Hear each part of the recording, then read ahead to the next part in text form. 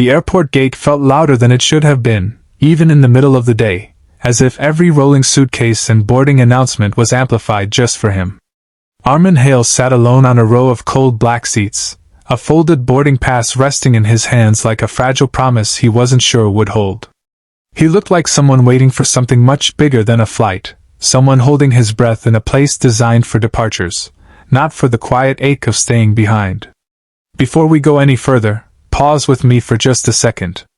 If you believe in kindness, in second chances, and in the quiet ways strangers can change each other's lives, please like this video, share it with someone who needs hope today, leave a comment, and subscribe to the channel Acts That Matter. Stories like this exist because people still care. Armin had been a single father once, the kind who woke before dawn to pack lunches and stayed up late folding tiny socks. But that life had slipped through his fingers years ago, not through cruelty or neglect, but through loss and time and 1,000 small decisions that added up to distance. His wife, Mara, had passed away suddenly, leaving him with grief so heavy he could barely stand under it. Their son had gone to live with Mara's parents after Armin lost his job and then his footing. Life rebuilt itself slowly, but some cracks never quite sealed. Now Armin worked contract jobs, fixed things that broke, and traveled when work called him elsewhere. Airports had become familiar, but never comfortable. This particular afternoon, sunlight streamed through the tall glass walls of the terminal, painting long rectangles across the polished floor. Families hurried past him, children laughing, parents juggling snacks and documents and patience. Every happy cluster felt like a quiet reminder of what he no longer had within arm's reach. He kept his eyes down, pretending to read the departure screen, pretending not to notice how alone he looked. That was when he felt it, not a sound, but a shift in the air beside him. 3 small figures had appeared at his side, close enough that he could feel warmth through his jacket sleeve. He looked up and saw 3 identical girls, maybe 7 or 8 years old, all with the same wild curls, the same nervous eyes, the same pink hoodies that looked slightly too big. They were pressed together like a single unit, glancing behind them toward the gate desk, where a sharply dressed woman stood holding a tablet and scanning the crowd. The girls leaned in toward Armin, and though they didn't speak out loud, he understood. Their lips moved just enough, their expressions pleading, asking him to help, asking him to be something he wasn't, at least for a moment. They wanted him to pretend he was their father. Armin's first instinct was panic. He was not a man who liked attention or complications, and the airport was full of both. But when he looked into their faces, he saw fear that was too old for children their age, the kind that comes from feeling small in a big, unforgiving space. He nodded once, slowly, before his courage could evaporate. The girls climbed onto the seats beside him as if they belonged there, as if they had been waiting for him all along. One clutched his arm, another leaned her head against his shoulder, and the third sat upright, trying very hard to look brave. The woman at the gate glanced over, her eyes narrowing slightly, then moved on. Whatever the girls were afraid of, it seemed to ease, at least for now.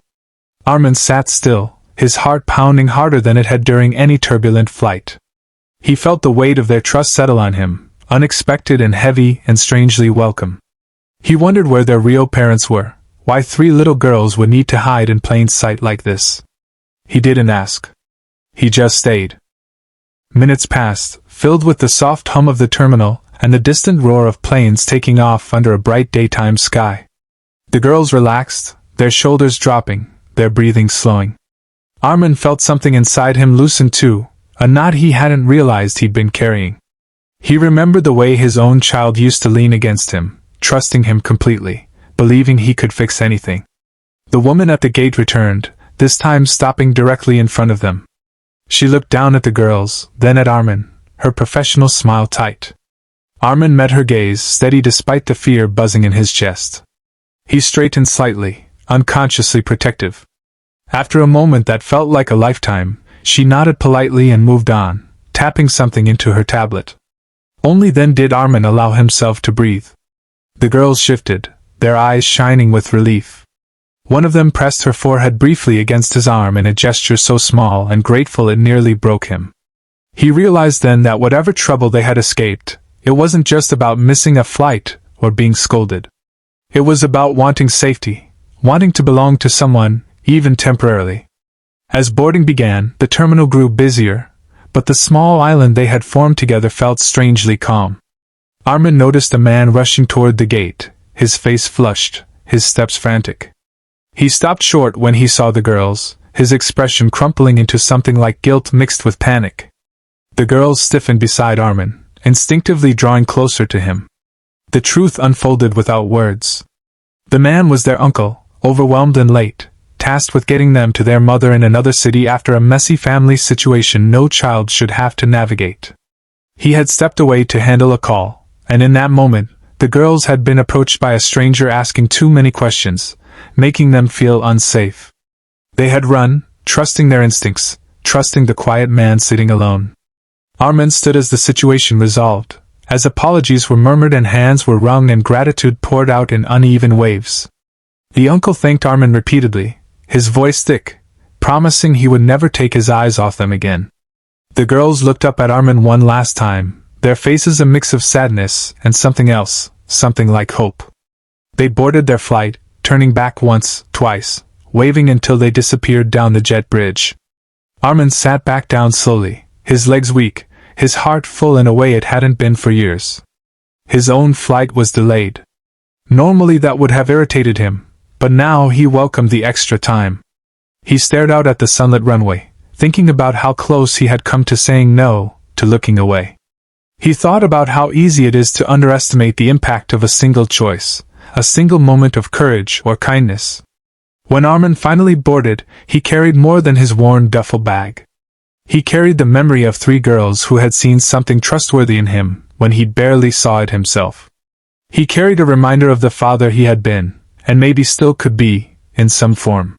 At his destination, his phone buzzed with a message he hadn't expected. It was from Mara's parents, asking if he might like to visit soon, mentioning that his son had been asking about him more lately.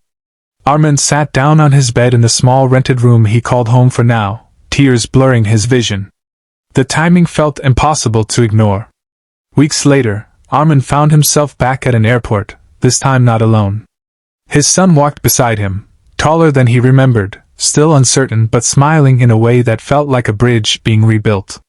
As they waited at the gate, Armin felt a familiar warmth on his arm. He looked down, half expecting to see 3 curls and pink hoodies, but it was just his son leaning against him, trusting him. Life did not magically fix itself after that day. There were still bills, still apologies to make, still hard conversations ahead. But something fundamental had shifted. Armin no longer saw himself as the man who had failed and lost everything.